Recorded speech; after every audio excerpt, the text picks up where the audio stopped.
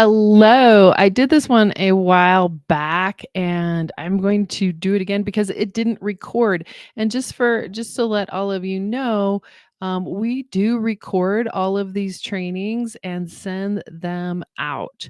So if you missed any one of these trainings, we will be happy to send it to you. You just need to hop over and either drop us a line on Facebook or send us your email. We will be happy to send that to you. Every single one of those, from guilt to family systems to how do you manage yourself around the addictive behavior to boundaries. We've got live workshops on just about everything, especially we've got one on anger, and this week's will be coming out on forgiveness. So this is just an extra. I didn't mean to surprise my Facebook group with this, but this is just an extra because it didn't record and we wanted to have a recording for it. These are also out on YouTube. So drop us a comment anywhere and say replay, and we'd be happy to get that out to you. But today we're talking about the mythology around self-care. And this there truly is a lot of mythology around the self-care industry, in that when we look at self-care, this is often what we think about is saying no, hitting a yoga pose, reading in the bathtub, taking time for ourselves. And oftentimes it comes along with a spa treatment or out to dinner or refusing some kind of food. Very rarely do we get really into the depth of what self-care is, because yes, this is self-care, but it's very surface, extremely surface. These are all things that are good when you do them with the right intentions. You review and look at who you are. Yeah, maybe budgeting needs to be done and you need some growth work, and yoga poses are great. Loving on yourself, saying no, those are all great things. But why are you doing that? And we also have a workshop on guilt and shame. So a lot of people feel a lot of guilt and shame around self-care, and that myth needs to be debunked too. So hang out with me for a few more minutes and we're going to head in that direction. And I have some real opportunities for you to include this in your life. Plus, we're going to talk about self-pity and what the difference is. So when you talk about self-care, it's how you treat yourself. It's the action, right? The action of self-care. And then when you talk about self-compassion, it's how you regard or see yourself. So a lot of this is coming out of Christine Neff's work on self-compassion, a little bit out of Brene Brown. But when we talk about Brene, we can't talk about that without resilience. So here's why self-care doesn't, a lot of you may say, hey, I take a bath or I read my book or I meditate or have quiet time, but it doesn't seem to be working. Well, if what you're doing is just the action, but you're not regarding yourself as someone who is complete and worthy and whole because Christ made you whole, then you're missing part of the self-care. It's not that the actions are not good. Excuse me. It's not that the actions are not good. It is that the rest of this has to come too. So staying present. Some of us numb out when we do self-care and we're not really present and it doesn't feel good.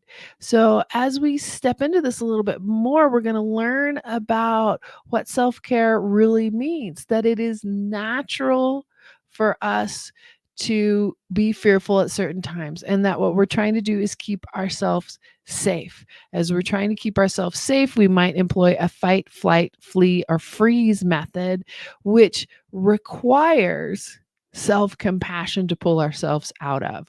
So we're going to talk about the mindfulness around that. Let's work through the next one, which sometimes self-care gets caught up in this, oh, you're just asking for self-pity, and you're just saying poor little me, you're just saying, oh, I need more. That's not what self-care or self-compassion is about. When you look at a scenario where someone, may be asking for attention, they may be looking for more of your attention than you're ready to give, It typically revolves around aches and pains and losses and disappointments in their own lives and their feeling of doom and gloom and that they're unable to manage it for themselves. Now, there are people who are ER people, right? That if you know who ER is and Winnie the Pooh, everything is bad, nothing's going to be good. Nobody celebrates his birthday. He lays in the lake and just pushes himself around by his ear. That is not doing your self care, not looking at the reality that you have an empty tank. So when you feel yourself getting into self pity, woe is me, everything is wrong, and you're looking through this tiny, tiny lens of what's happening in your life, excuse me, again. If you're choosing to look through this tiny, tiny lens of what's happening in your life instead of it as a whole picture, a bigger picture, then yes, you may feel some self-pity. But the fear really is that you don't matter and that you deserve what you get and that you shouldn't ask for anything for yourself. So what are you doing a lot of times with self-pity is you're doing re-victimization. Now, if we look at re-victimization, whatever happened to you, and there are truly horrific things happen to you, abuse, sexual abuse, childhood trauma, all those things, those need to be dealt with. They need to be worked through. The emotions need to be let out, especially out of the body, all of that. But if you keep recalling that and living in your grievance story, living in what's wrong, then you come into self-pity and then you re-victimize. There are plenty of people who can help you get out of that, but it starts with you saying, I need help. So, self care, if you're doing it out of a grievance story, or if you're doing it out of re victimization, I need a massage because I feel terrible about myself and I'm a rotten person, it's not going to give you everything that it could if you were doing self compassion along with it. So, let's get a little deeper into self compassion. All right. So self-esteem, we want this for children. We want them to be strong. We want them to do great things. We want them to go out and really win, right? It's important for them. We need that for ourselves. But as this says, self-esteem is or self-compassion is a perfect alternative to self-esteem. It doesn't require feeling better than others. It isn't contingent on other people liking you, and it doesn't require getting things right. Okay. So self esteem is a fair weather friend. When you are not winning, when you are not getting things right, then self esteem often disappears. It's in that performance love base, which we talk about in guilt and shame. Guilt is I've done something wrong, it's a behavior.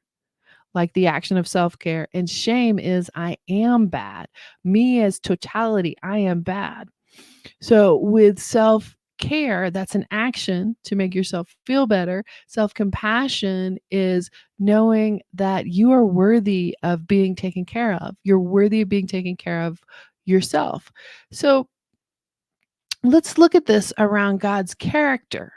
When we look at God's character, we see that, as I said, self esteem is a fair weather friend. It's there when things go well, but deserts you when things go badly, just when you need it most.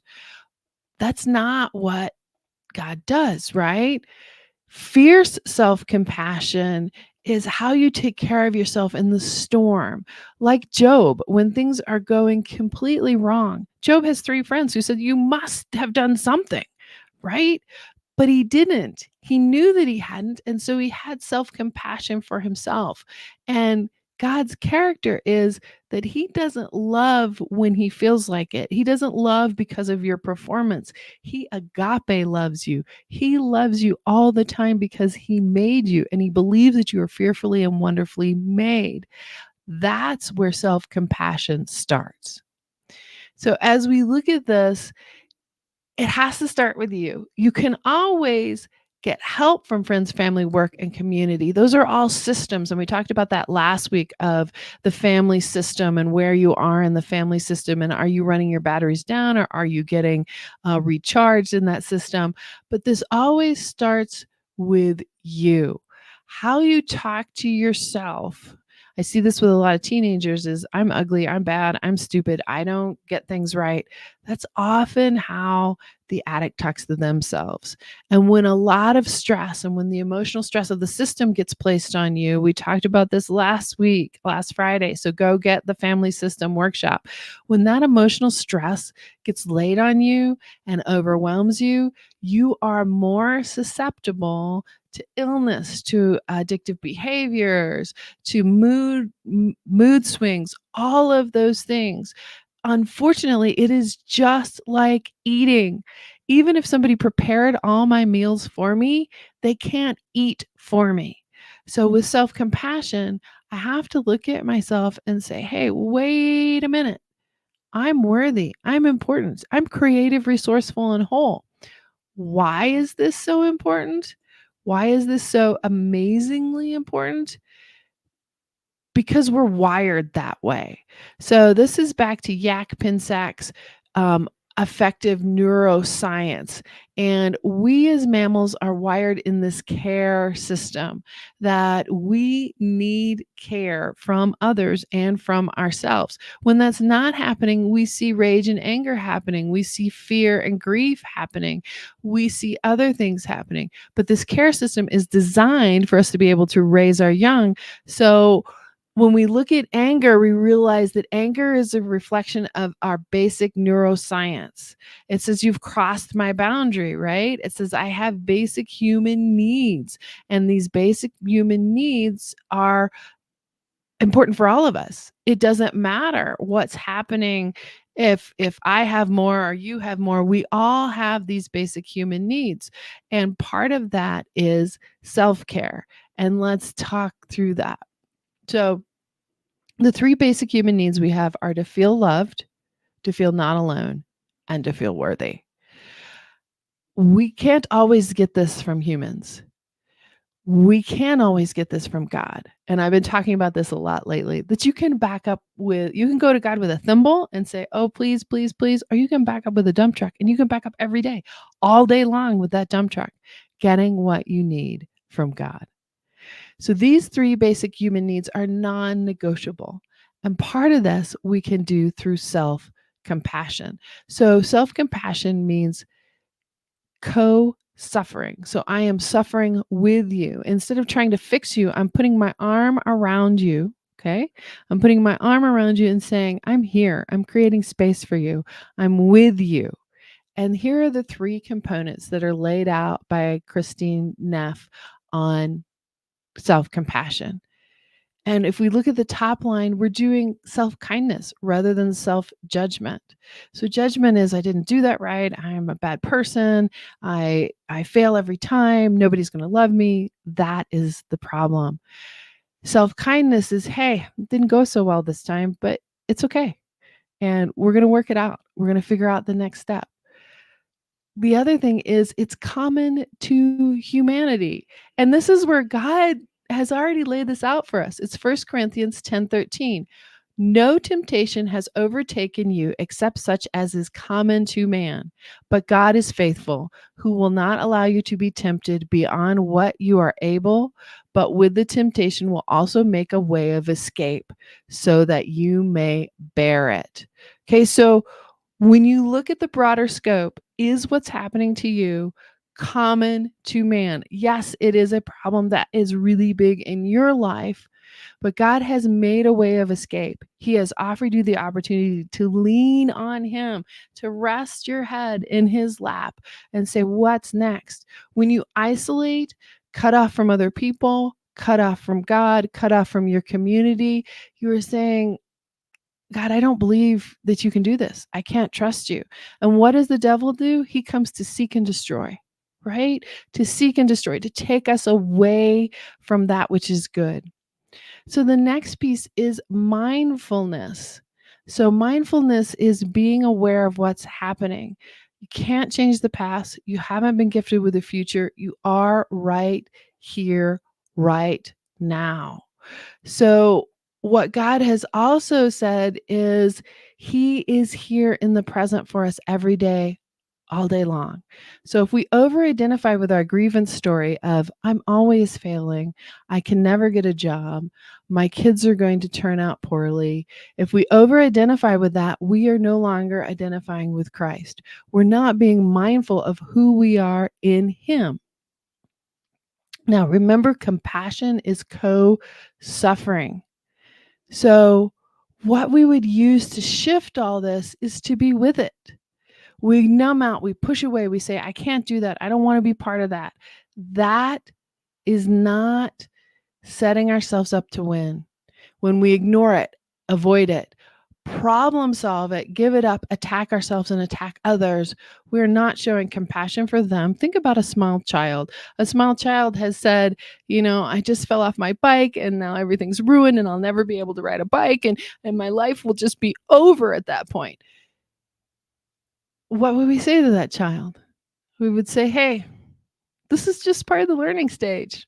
Maybe you did tear the cover off the seat. Maybe the handlebars are turned all sideways. Maybe that is part of it, but this is part of the learning curve. So when we look at self-compassion, we're taking ourselves next to ourselves and saying, okay, I am with you. I am with you in this. So here's the next piece. And we did some work on this too, on criticism of we get this 86 back, and I am really, really guilty of this. We get this 86 back and we go, oh, where did the other 14 points go? I need those other 14 points. I've got to have them, right? So what's happening there is we are looking at ourselves and saying, this is awful feedback, when really this is feedback on how to grow. And when we judge others, we isolate, we set up obstacles, and we turn them into vehicles, and then we blame. This is the same thing we do to ourselves. As we shift into compassion, we look at ourselves as someone with hopes and dreams and fears and needs. So it's the same thing. We need to be looking at both. What do we need to do? We need to validate that there is pain. Instead of running away from it, we validate that there is pain. And then we turn the light on, not high pressure beating yourself up, but we turn the light on. We don't undermine, sometimes self-compassion is seen as weak, and it isn't. We don't undermine ourselves. We make sure that we are able to defend ourselves, not being a doormat, but setting up our boundaries. We also look and we are not, we are validating ourselves. So we're making sure that we are looking at ourselves as a human, not as someone who is missing out. Hang on just a second. We look at ourselves as someone who has compassion, that if you give away 3 units of yourself to your child, 2 units of yourself to your husband, and you only have 6 units, then you've got 1 left for yourself. Sometimes it may look selfish, but really what you're doing is filling your tank so you can stabilize and be there for other people. And if you don't fill your tank, you're going to be empty and you won't be able to offer anything to anybody else. So as we look at this, we also need to look at the fact that part of this is creating that stable self-worth. How do you create that stable self-worth? If we think that self-esteem is a fair weather friend, that when we're not performing well and then when things are not going well, it just kind of disappears, then the stable self-worth comes from self-compassion. That's how we do this. We know who we are. We know whose we are. We are fearfully and wonderfully made. We are fearfully and wonderfully made. We are ready to take care of ourselves. We know who we are, and we can turn to God to fill up our validation. Now, when we are validating ourselves, it is having empathy. Having empathy for ourselves is what changes everything. So when we are beating ourselves up, we're not doing self compassion. We are not co suffering. We are taking ourselves to the whipping pole and saying, if I beat myself up more, then I will be okay. Now, we learned that in the heart of war that yes, we can do correction. We can isolate people. We can use a vehicle to get to them. We can create obstacles. We can do all that. But at the top of the pyramid, that is really only, it is really non effective, totally non effective to do that. What really helps is for us to validate with empathy the pain, because that's what's going on is we are feeling in pain, and so we begin to lash out, we begin to isolate, we begin to lose our mindfulness, we begin to think, oh, it'll be better next year, it'll be better tomorrow, or it was better when, and we get locked in our grievance story. But these main myths are huge, that self-compassion does not undermine our motivation. In fact, there are studies that prove that you are more motivated when you are being compassionate with yourself than when you are being cruel to yourself, when you're not having empathy. And then there is also this sense of self-worth. We've tried for years to instill self-esteem in our children, to make sure that they feel it, to make sure that they understand, to make sure that everything is okay. It's not working. We can show you research-wise it's not working. So what do we need to do to validate? So a couple things you need to do. One, do a body scan. Say, where am I feeling this in my body? Be present to the present. So if you take 5 minutes and do a body scan, is my stomach hurting? Is my shoulder hurting? Is my jaw hurting? Ask your body what it needs. What is it that your body needs at this moment? So take a 5-minute break. The next thing is, remember in your body scan to breathe. And there's something called box breathing. That's, you take 4 in, 1, 2, 3, 4. Hold it for 4, 1, 2, 3, 4. And breathe out, 1, 2, 3, 4. Those things are clinically proven to shift your mindset, to shift where you are going. So that 5-minute break and go, okay, where am I holding the tension? What's going on? What am I thinking about?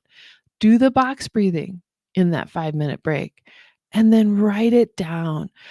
I know there are a lot of people who don't want to journal. Sometimes I don't want to journal, but the key to writing it down means I'm able to leave it on the page and I don't have to worry about it anymore. So write it down. And even if you can't leave it for long, you can say, oh, it's over here. It's over here. It's over here. I don't have to worry about it. And I'm going to leave you with one last thing. This is from Thich Nhat Hanh. He is a Buddhist monk. When another person makes you suffer, it is because he suffers deeply within himself, and his suffering is spilling over. He does not need punishment. He needs help. That's the message he is sending. So let's turn that back to self-compassion. If I am suffering, I'm going to spill that over onto other people. But if I use self-compassion for myself, if I treat myself kindly, let's go back to that slide. If I look at myself and I speak words of kindness to myself, I realize I'm not the only one with this issue. I get mindful and get present rather than over-identification in what's wrong in my grievance story. Then I am able to actually change. I'm able to actually change things. And as I said, God has not laid anything before us that we cannot handle. So here's what Thich Nhat Hanh is inviting us to stop.